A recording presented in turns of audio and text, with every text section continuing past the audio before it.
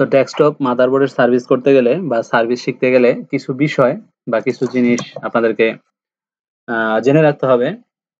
তো কি বিষয়, সেই বিষয়গুলো হচ্ছে যে দেখেন, আমি যখন এখানে 5 ভোল্ট 5 ভোল্ট এসবি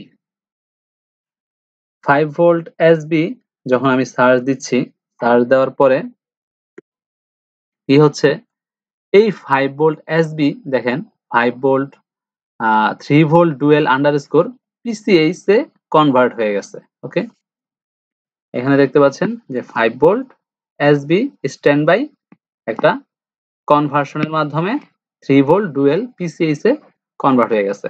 এটা আর এটা কিন্তু সেম লেগ, এই পাশ মাঝখানের যে লেগটা আছে সেম লেগ, তো এটার মাধ্যমে কনভার্ট হয়ে গেছে। ওকে, তো এইরকম আরো অনেকগুলা অপশন আছে যেগুলা বিভিন্ন ধরনের। আমরা যখন এই 5 ভোল্ট এসবি যাব, এখানে দেখি আমরা, দেখেন এখানে ভিসিসি আন্ডারস্কোর এমই ভিসিসি 3 নাম ধারণ করছে, আবার ভিসিসি আন্ডারস্কোর 1.05 এমই ভিসিসি এই নাম ধারণ করছে। মানে এইখানে যেই ভোল্টেজটা, এখানে যদি 3 ভোল্ট থাকে এইটাও 3 ভোল্টই, বাট নামটা হচ্ছে ভিন্ন। ভিন্ন একটা কাজের জন্য, উদ্দেশ্যে ভিন্ন ভিন্ন জায়গায় যায়, এজন্য ভিন্ন নাম ধারণ করে। তো এইরকমই অনেকগুলা অপশন আছে, যে অপশনগুলা আমাদেরকে জানতে হবে। জানলে আমাদের ডেস্কটপের স্কেমেটিকটা লার্ন করতে সুবিধা হবে, শিখতে সুবিধা হবে, বুঝতে সুবিধা হবে। আরো কিছু দেখাই যেগুলা কিভাবে আমরা যখন স্কেমেটিকটা পড়তে গেলে এগুলা কোত্থেকে আসলো, কিভাবে আসলো, সেই কনভার্সনটা আমাদের আমরা বুঝতে পারি না, বা এই অবস্থায় আমরা যখন এটার সিকোয়েন্স হিসেবে দেখাই দিব, তখন আমরা অটোমেটিকলি বুঝতে পারবো যে এই জিনিসগুলা কোত্থেকে আসলে কনভার্সন হচ্ছে। ওকে, ধরেন আমি এইখানে 3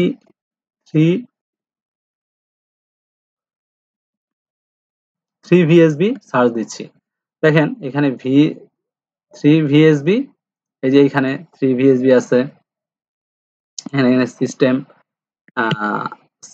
সিস্টেম 3 VSB 28 নাম্বার পিনে 3 VSB আছে। আবার যদি আমরা একটু নিচে নামি, এখান থেকে যদি আমরা নিচে নামি, দেখেন এটা এইখানেও 3 VSB, সরি, এখানেও 3 VSB আসছে, এখানেও 3 VSB আসছে, বাট নাম ধারণ করছে কি IT আন্ডারস্কোর VCC H। তারপরে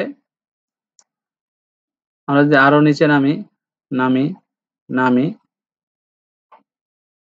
3 VSB, দেখেন এইখানেও আমাদের 3 VSB লেখা আছে, বাট এটাও IT VCC H নামে আছে।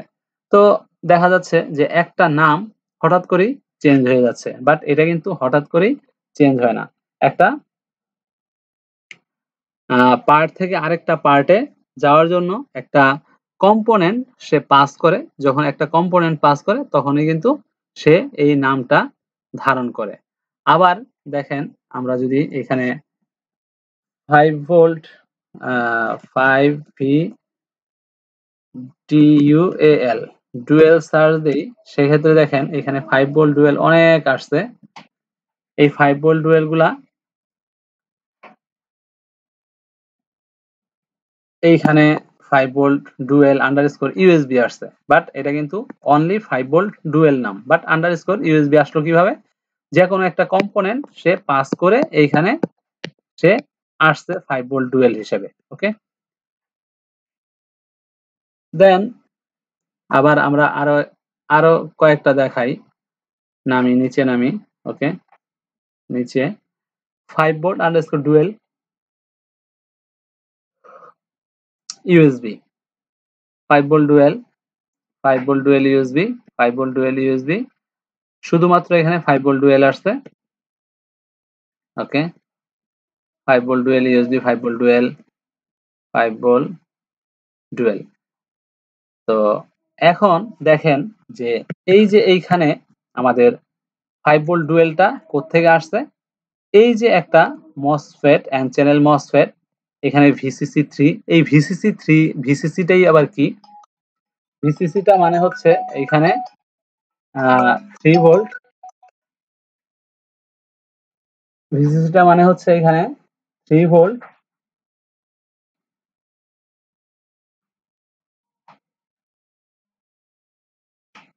VCC টা হচ্ছে এখানে 5 ভোল্ট আমি একটু খেয়ে হারিয়ে ফেলছি ফোন আসার কারণে।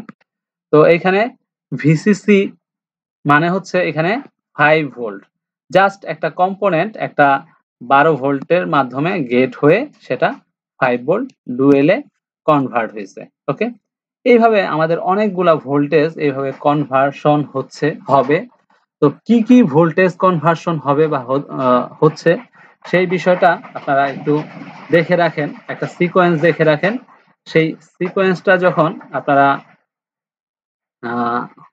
বুঝতে পারবেন তো স্কিমেটিকটা রিডিং করতে সুবিধা হবে। সেই সিকোয়েন্সটা কি? আমি সিকোয়েন্সটা এখন দেখাচ্ছি। সিকোয়েন্সটা ধরেন আপনার ভিসিসি থেকে এটা 5 ভোল্ট। জেনারেলি এটা 5 ভোল্ট হয়।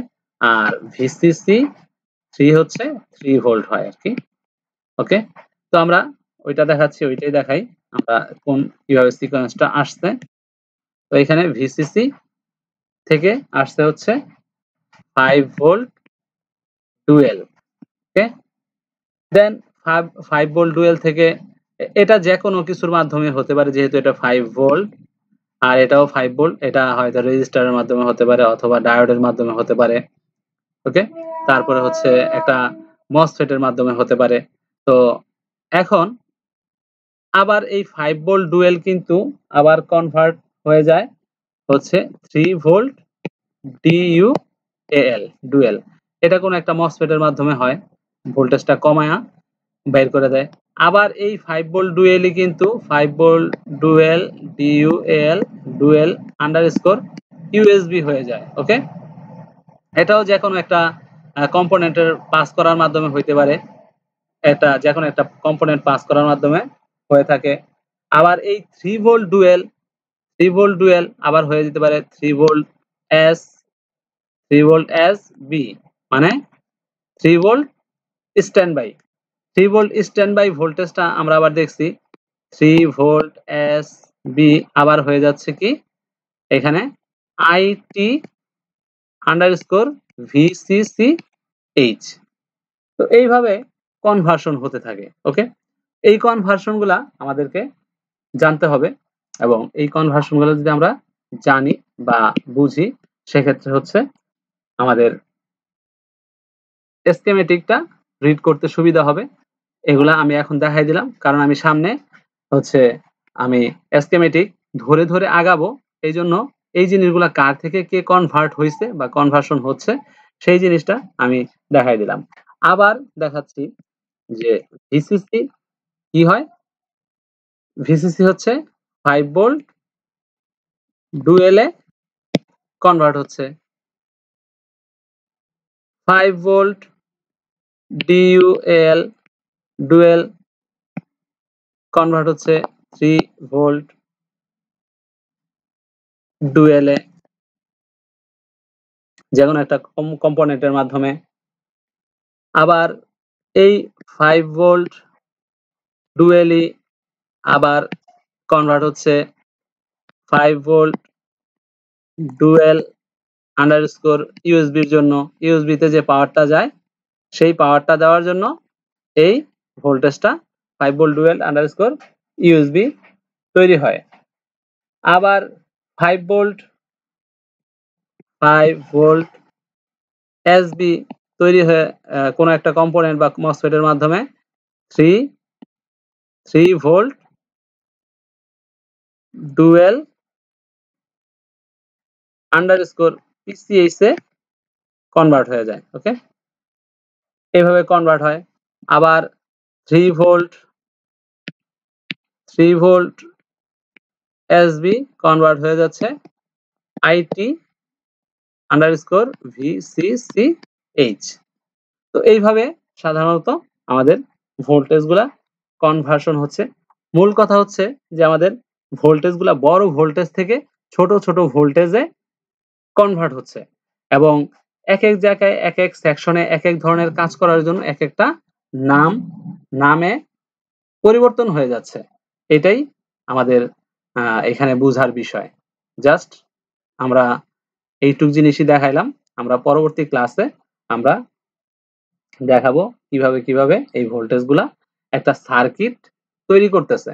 একটা সার্কিট এই ভোল্টেজগুলা দিয়েই কে কাকে গেট করতেছে, কে কাকে অফ করতেছে, কে কাকে অন করতেছে। এইভাবে অন অফ এর মাধ্যমে আমাদের একটা সার্কিট কিভাবে কমপ্লিট হয় আমরা নেক্সট ক্লাসে সেটা দেখাবো। তো আজকে এই পর্যন্তই। ধন্যবাদ সবাইকে।